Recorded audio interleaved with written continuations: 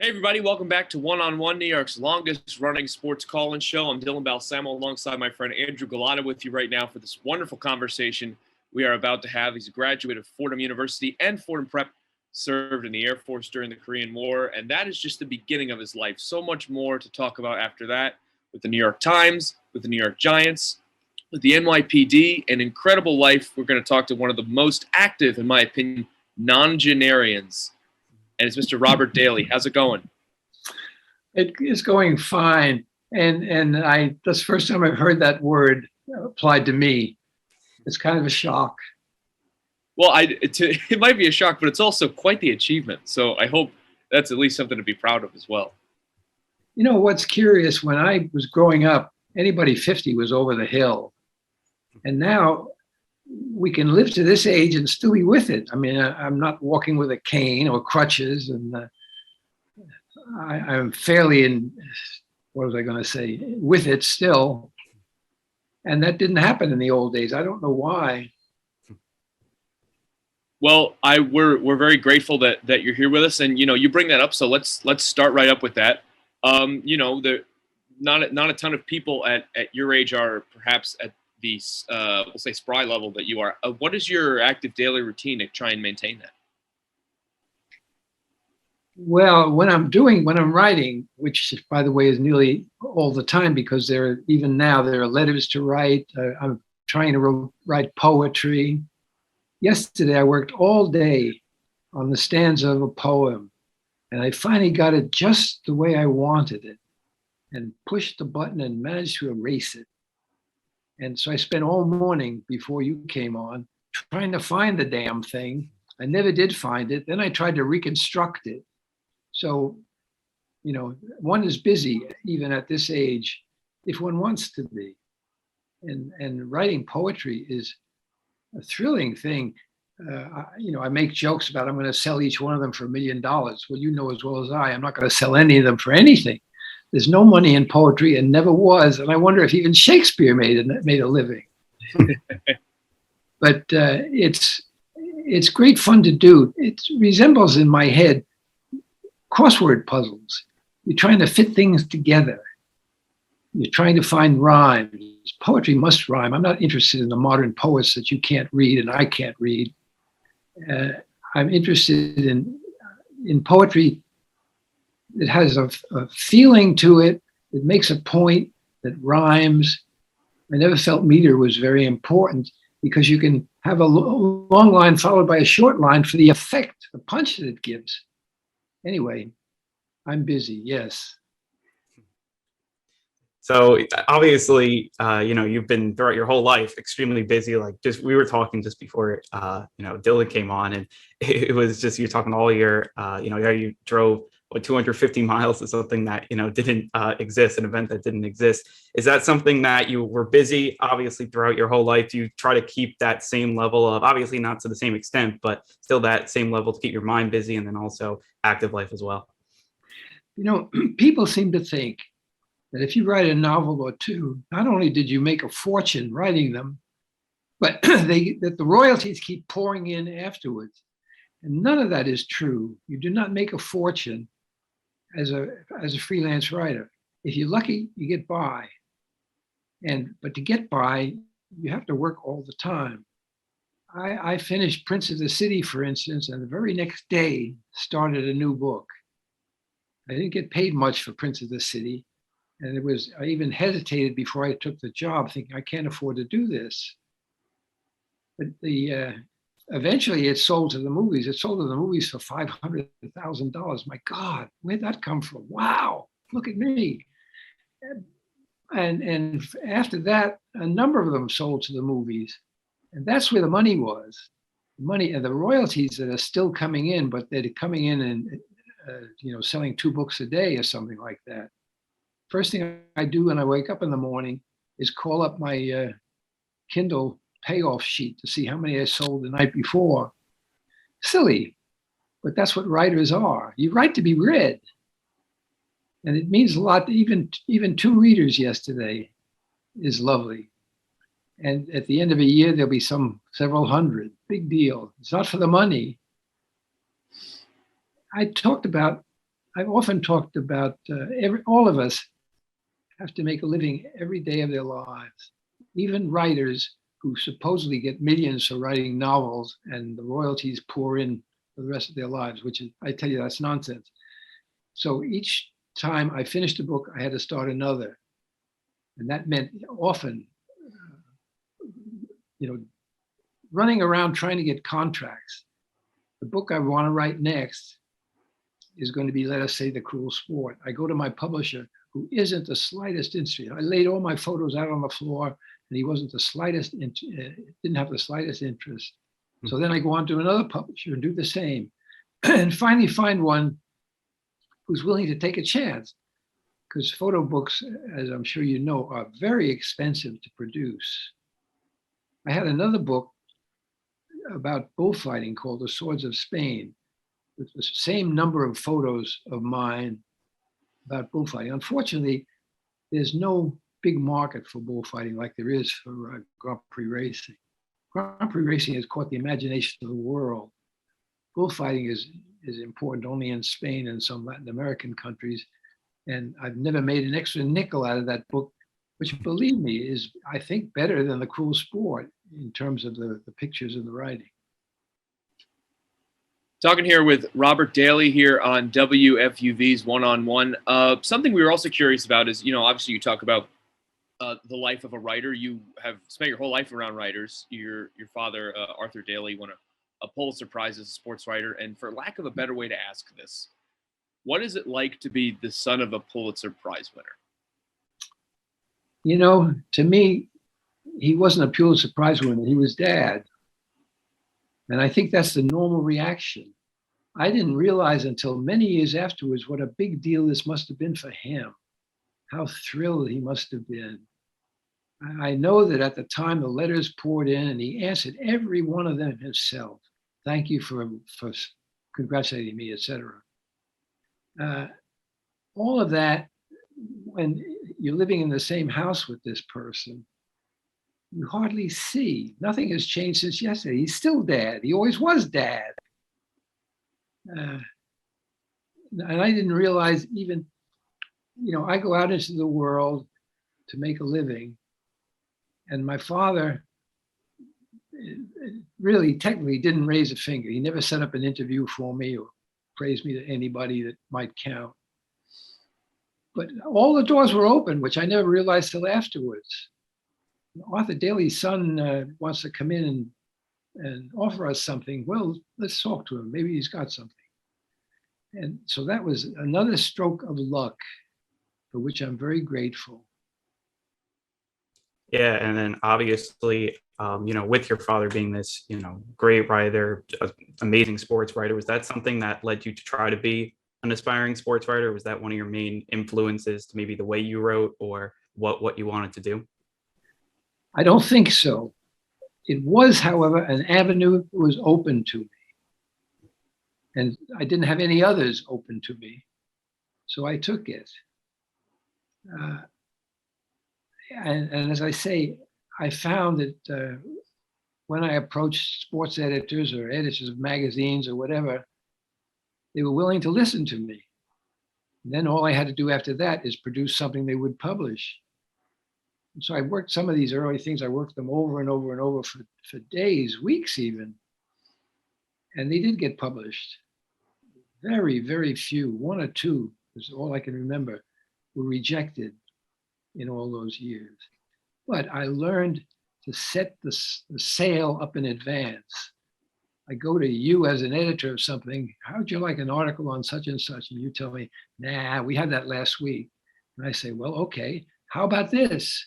And finally throwing these ideas out is one you'd like to have. Don't forget, editors are always searching for ideas. They have to fill their magazine or their book, whatever, every day.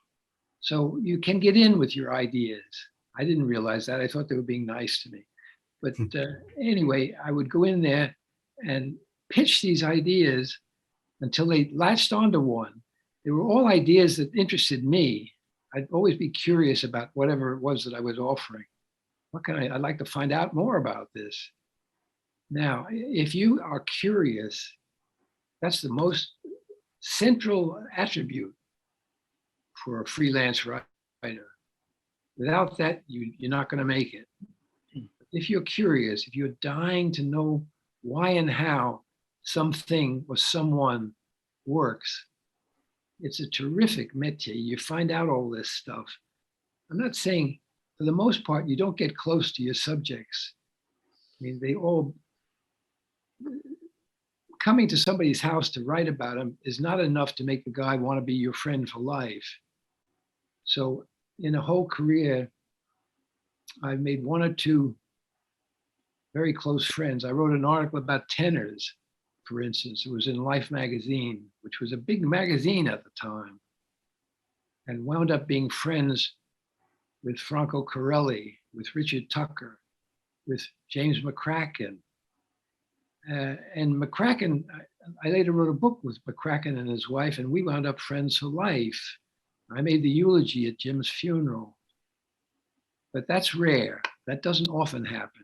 It happened that time. That's it. But for the rest, you satisfy your curiosity. It's thrilling to satisfy your curiosity. And you go home and you write the story, and you make a living, which is, again, the most important thing. Unless you make a living, you can't go on with it. You have to find some other line of work. Again, here with Robert Daley here on One-on-One, Dylan Balsamo, Andrew Galata here with him. Now, talking about specifically your coming of age, you go to Fordham Prep, you end up at Fordham University as well, finish up there and serve in the Air Force, and then you're trying to make it as a writer. And you talk about, feeding your curiosities and finding new ideas.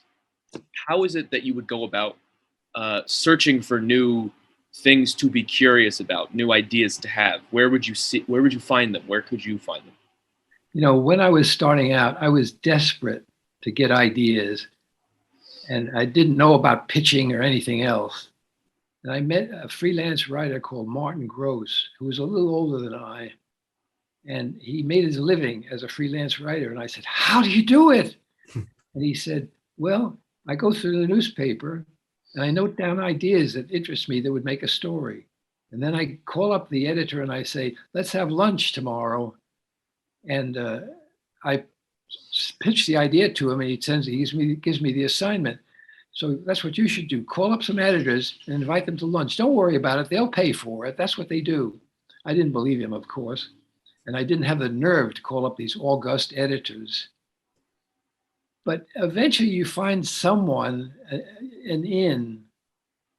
as I did. I wrote, I paid my own way to the Winter Olympics in 1956 on the grounds that the Times would pay me $50 for any article they published. I think they figured to publish 3 or 4, and I wrote 14. No expenses, so that covered the expenses and then some.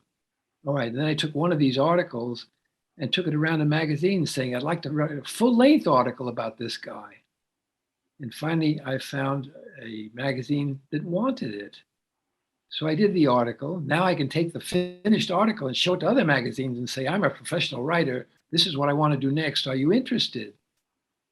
And you get turned down a lot. I guess I have a pretty thick skin because rejections never stopped me.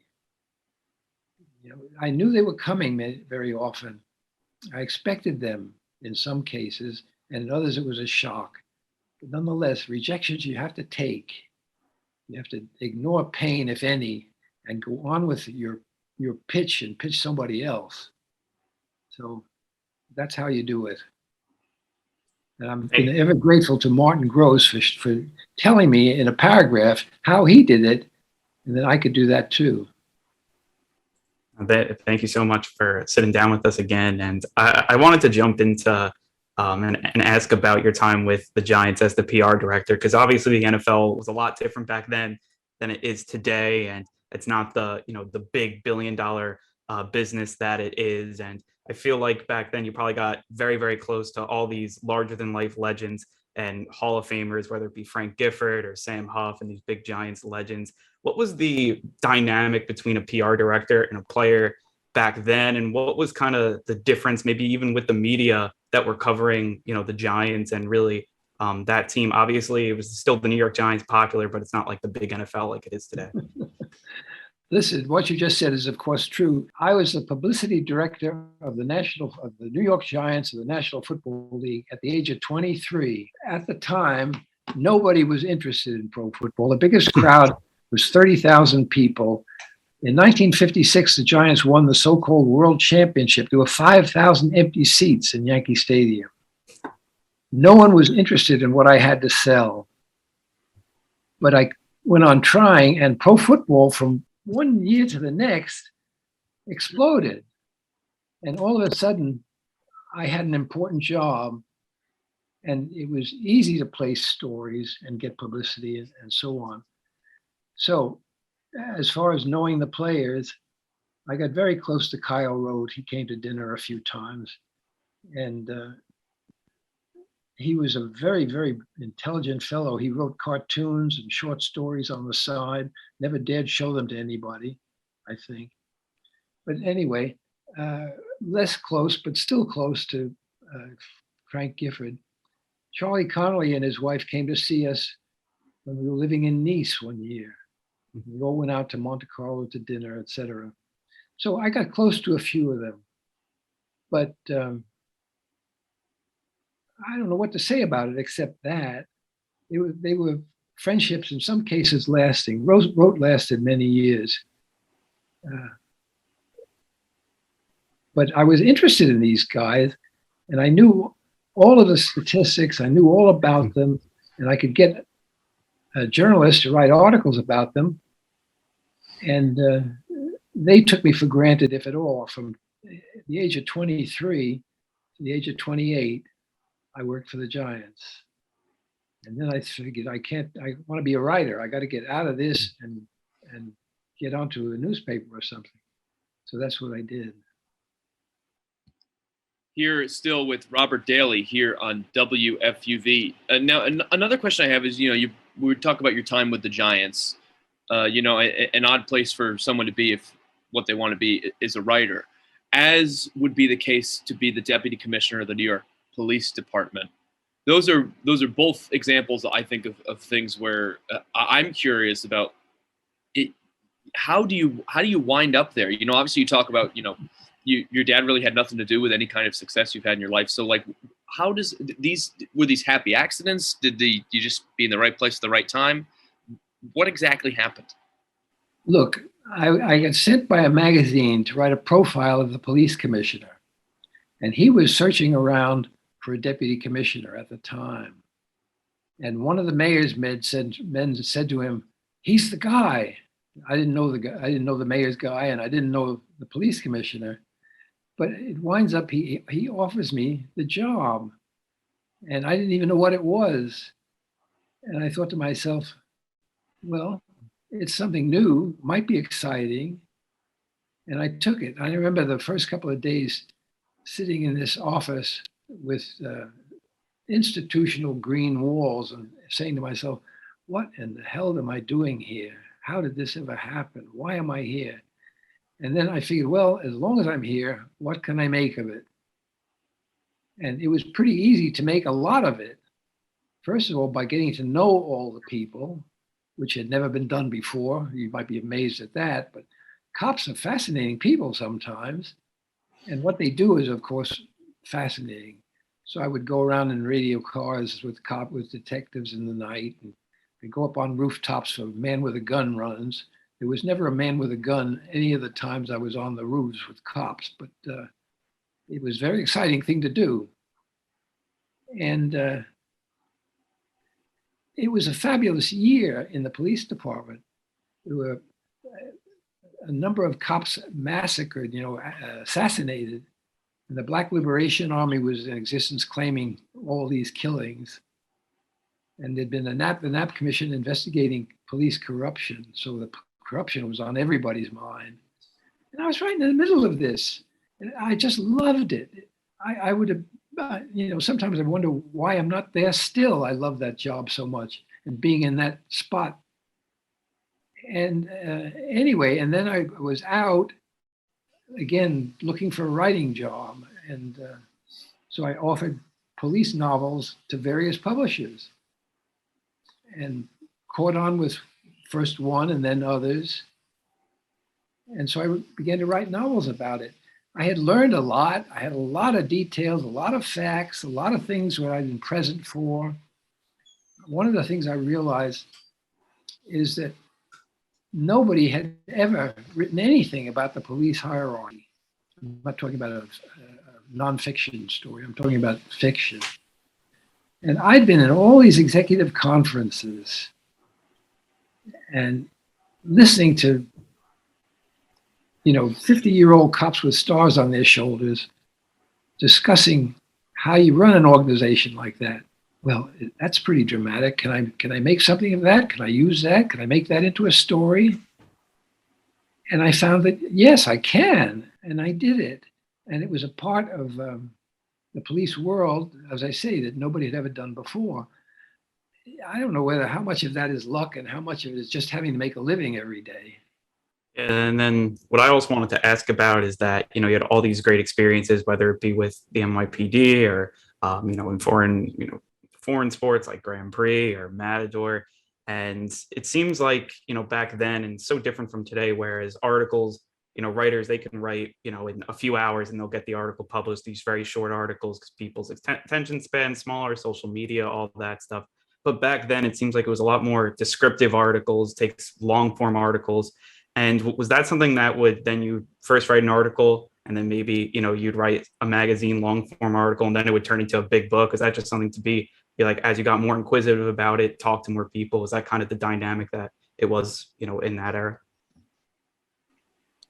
Well, first of all, when I started living that life, I never wrote a word until I got an agreement, an assignment, sometimes a contract, and most often with money up front. So it was in many ways a business, but the writing part of it was just love, of having loved being in this milieu and being around these people. And what can I do with it? Can I make that into a novel? If so, how? And it's got to be fresh. It's got to be something that hasn't been done before. Well, with that wide experience, year after year inside the police department, you have so much experience. You can play with it, so to speak, and form it and manipulate it and use it for yourself. And that's what I did. Still here with Robert Daley here on WFUV. Something I'm very curious about is you yourself, obviously, it's very clear, a very curious person, and you're interested in a lot of things. A lot of things intrigue you, and you like to pursue those. And a question I often have for curious people is, are you ever able to be satisfied with the work you've done and sit back and go, what a time I've had, or is it just on to the next thing? Well, as I say, talking to you, I'm satisfied with what I did. It's very, very pleasing to realize you're interested. Maybe what I did was interesting. At the time, that idea never occurred to me. And the drive forward was curiosity about finding out about this stuff and then finding out ways to use it and to sell it, which I had to do anyway if I wanted to make a living and go on learning. All of this is it's all interwoven. It's not as complex as it sounds. That's just the way the world works, and that's the way I worked it.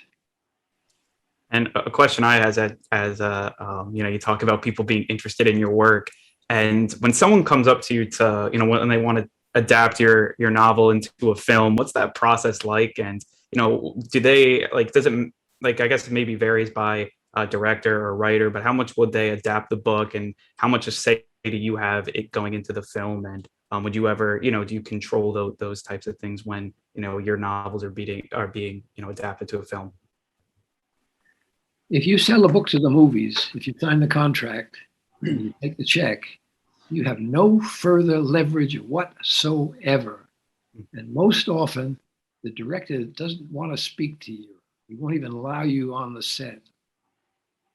The first one, I guess was Prince of the City, and I called up Sidney Lumet, the director, and I said, "You're starting shooting tomorrow.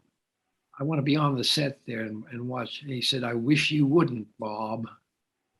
And I didn't. But that's normal, I later learned. You don't own it anymore, they own it. And you have no right to say, how much of it are you going to use? You have no right to say, why did you distort this? You know, Year of the Dragon was my book and made into a movie. And I saw it finally. Actually, I read the screenplay and decided I was never going to see it. And one of my daughters said, to her mother, "Don't let Daddy see that film." Well, the director and the writer was Oliver Stone, who was a big name in screenwriting. And he saved, thinking about it, all of the really dramatic stuff that is in the book, Year of the Dragon, is not in the movie. He threw it all away and made up his own story. And I think I've found several times that there's almost nothing of mine left in these moving pictures, that the director, the writer, made up their own stories out of it. And you have no right to complain. You cashed the check, did you not? So shut up and step back and write another book. And with luck, sell it to the movies too. And they'll maltreat it by your standards. I mean, Year of the Dragon made my reputation in Europe. I hated the film and considered it very badly done. The French loved it. All of Europe loved it. My price in France skyrocketed. So what are you supposed to think? What are you supposed to do? We have one more question for you before we let you go. Something I'm really interested in is with all the works that you've written, with all the time that you write, and I'm sure you experience this more now with poetry, which is perhaps a little more on the abstractly creative side. How often do you get writer's block, if at all?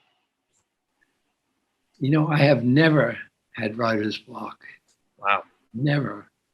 And I'm curious about people who do. I've always figured all you have to do is sit down and say, well, what am I trying to say? What is this about?